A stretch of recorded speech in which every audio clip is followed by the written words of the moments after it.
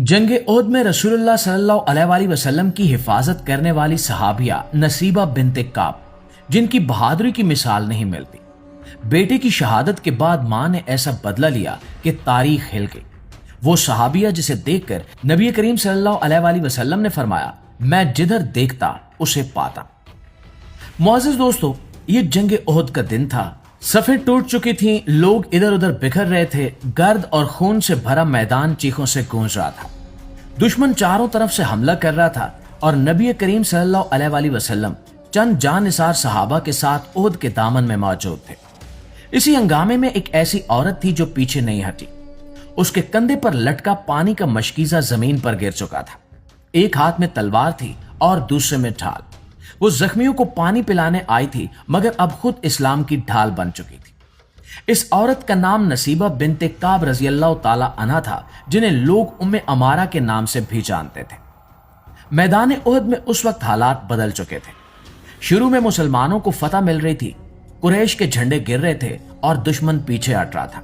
मगर जब कुछ तीरंदाज अपनी जगह छोड़ बैठे तो जंग का नक्शा बदल गया।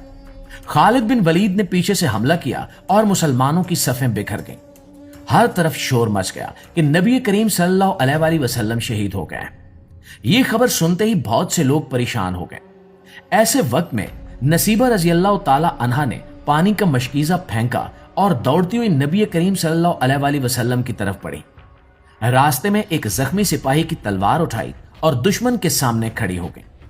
वो एक मां थी, लेकिन उस दिन एक बहादुर मुजाहिद की तरह लड़ रही थी। इनके शौहर और दोनों बेटे भी साथ थे। दुश्मन के घुड़सवार हमला करते तो वो ढाल आगे कर देती, तलवार चलती तो जवाब में वार करती। एक हमला आवर घोड़े पर सवार इनकी तरफ बढ़ा। उसने सोचा कि शायद एक औरत डर जाएगी, मगर नसीबा रज़ियल्लाहु ताला अन्हा ने उसके घोड़े की टांग पर ऐसा वार किया कि वो घोड़े समेत जमीन पर गिर पड़ा। फिर उन्होंने पत्थर उठाकर उस दुश्मन को खत्म कर दिया। नबी करीम सल्लल्लाहु अलैहि वसल्लम ये मंजर देख रहे थे।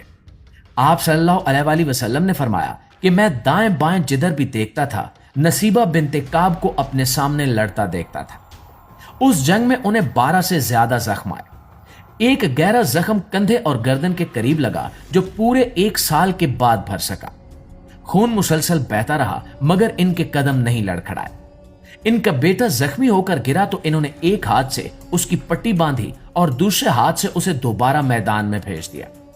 कहने लगी कि उठो मेरे बेटे, रसूलुल्लाह सल्लल्लाहु अलैहि वसल्लम अभी सामने मौजूद है। मां का दिल भी था, मगर ईमान उससे ज्यादा मजबूत था। नाज़रीन, जब जंग खत्म हुई और दुश्मन